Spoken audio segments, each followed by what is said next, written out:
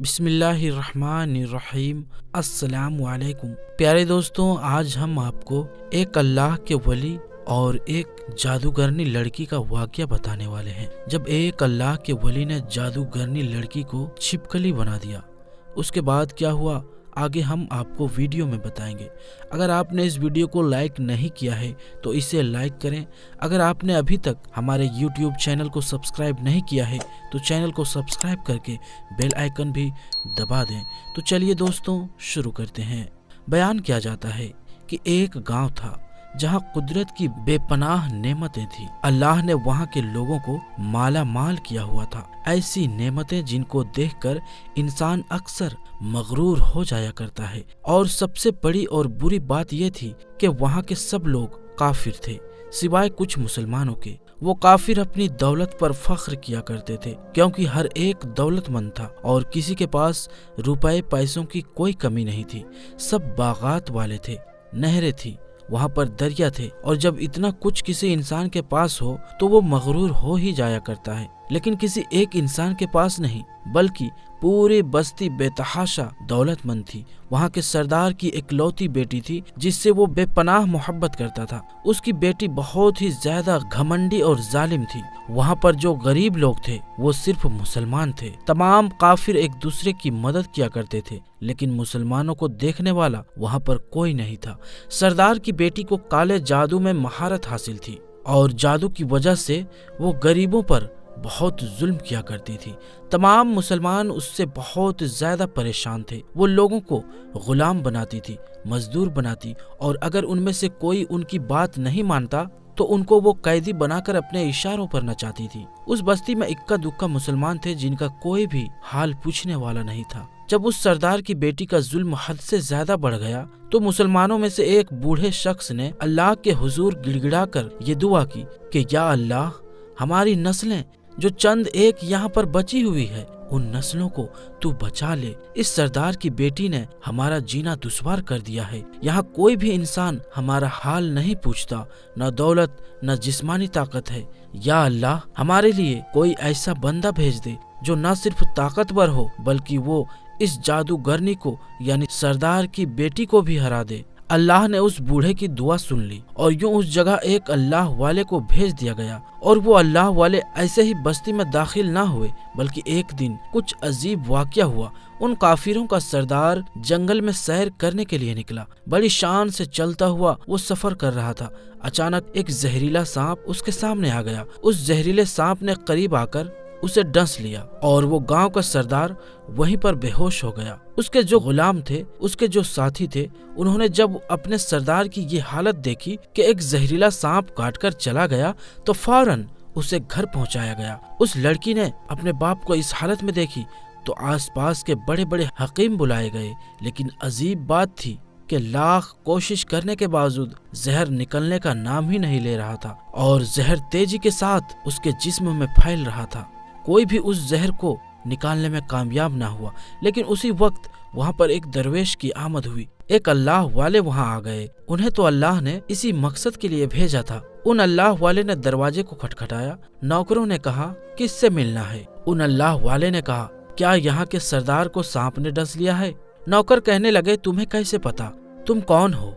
तुम तो हमें अजनबी लगते हो और हमने तुम्हें आज तक नहीं देखा। उन्होंने कहा मैं मुसाफिर हूँ और मुझे खबर मिली है कि यहाँ के सरदार को एक जहरीले सांप ने डस लिया है और कोई भी उनका इलाज नहीं कर पा रहा है।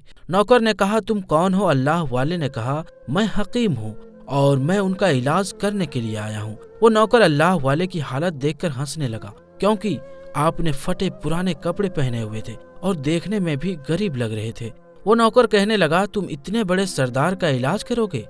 अरे यहाँ आसपास के बड़े बड़े हकीम बुलाए गए हैं, पैसों की कोई कमी नहीं है हमारे सरदार के पास और तुम जैसे गरीब से वो अपना इलाज नहीं करवाएंगे। दरवेश ने कहा अगर तुम चाहते हो कि तुम्हारे सरदार की जान बच जाए तो फिर मुझे अंदर जाने दो। वो गुलाम कहने लगा ठीक है, हम अंदर से इजाजत लेकर आते हैं। नौकर अंदर गए और सरदार की बेटी से कहा बाहर एक गरीब आया हुआ है, हुलिये से फकीर लग रहा है लेकिन कहता है कि मैं सरदार का इलाज कर दूंगा और जहर जो तेजी से फैलता जा रहा है उसको निकाल कर फेंक दूंगा।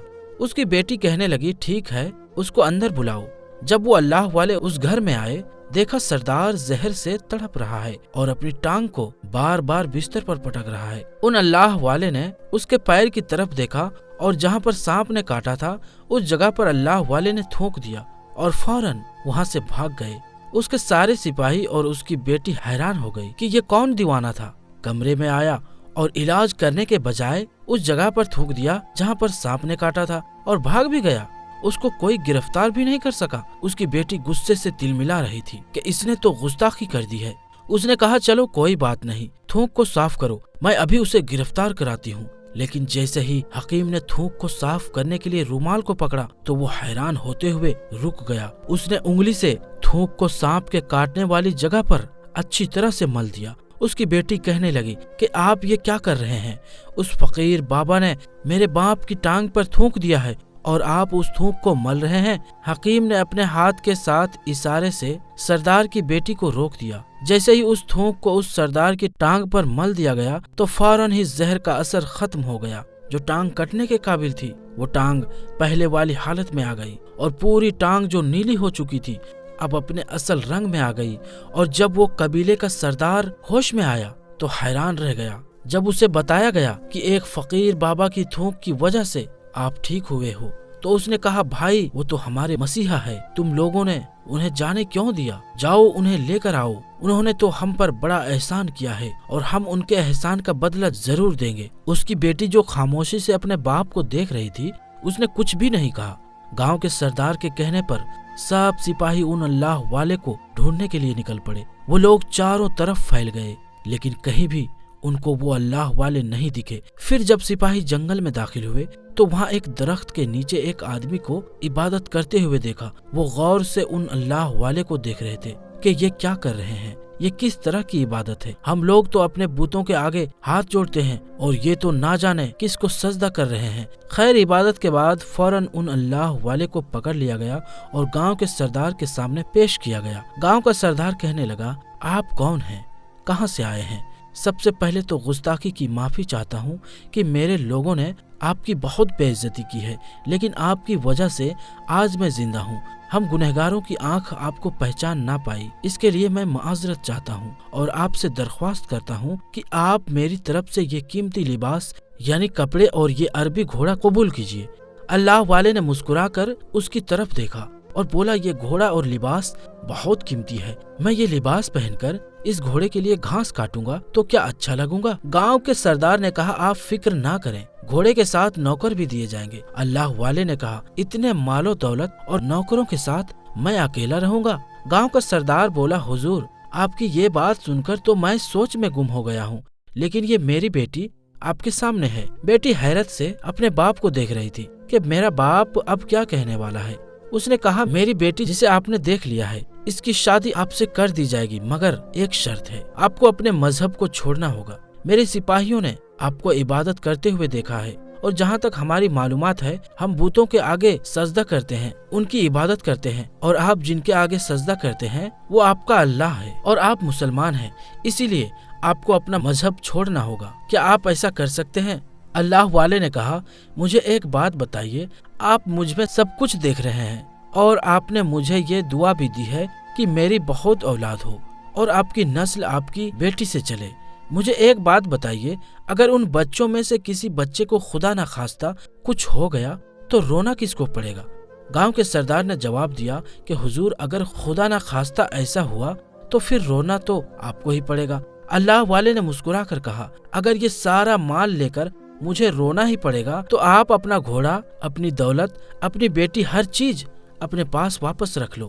میں خوش ہوں کہ میں ایک مسلمان ہوں۔ اگر یہ تمام چیز لے کر مجھے اپنا مذہب چھوڑنا پڑے تو میں اپنی جان دے کر بھی اپنے مذہب کو نہیں چھوڑوں گا۔ جس رب نے مجھے پیدا کیا ہے کیا اس رب کے دین کو چھوڑ کر آپ کے پاس چلا جاؤں صرف ان چند پیسوں کے لیے؟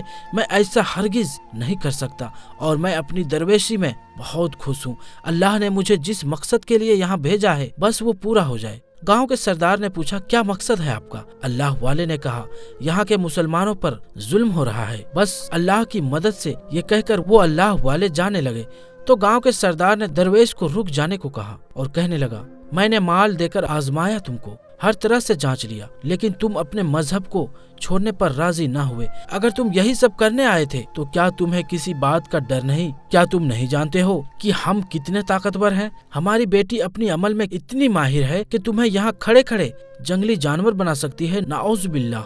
अल्लाह वाले ने कहा, इसने जानवर तो कमजोर लोगों को बनाया होगा, ये मुझे जानवर नहीं बना सकती, ये मुझे जानवर बनाकर दिखाए। इससे पहले कि गांव का सरदार अपनी बेटी से कहता कि इस पर वार करो, अल्लाह वाले ने जादूगरनी पर एक फूंक मारी और वो उसी वक्त बड़ी सी छिपकली बन गई। वो कुछ भी नहीं कर पा रही थी। वो छिपकली इतनी बड़ी थी कि वहाँ पर जितने भी इंसान खड़े थे उन सब में सबसे ऊंचे कद वाली वो छिपकली अल्लाह वाले के पास आने लगी और जहर उन पर उगलना चाहती थी।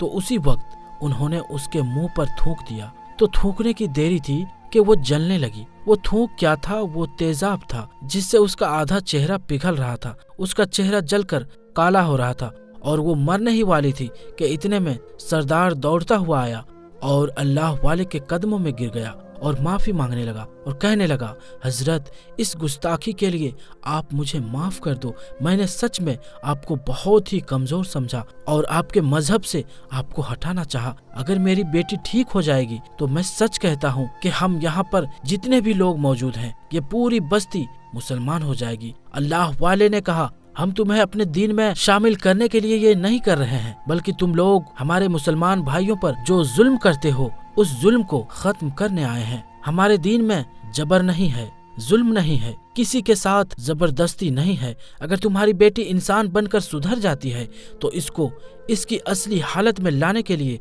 मैं खुद अल्लाह से दुआ करूंगा। वो सरदार कहने लगा, हाँ, मेरी बेटी अगर अपनी असली हालत में आ जाएगी तो किसी पर कोई जुल्म नहीं करेगी, बल्कि मैं माफी चाहता हूँ कि मेरी बेटी ने जो कुछ किया है अब आइंदा से कोई भी काला जादू, कोई भी अमल नहीं करेगी और किसी मुसलमान पर ये कोई भी जुल्म नहीं करेगी।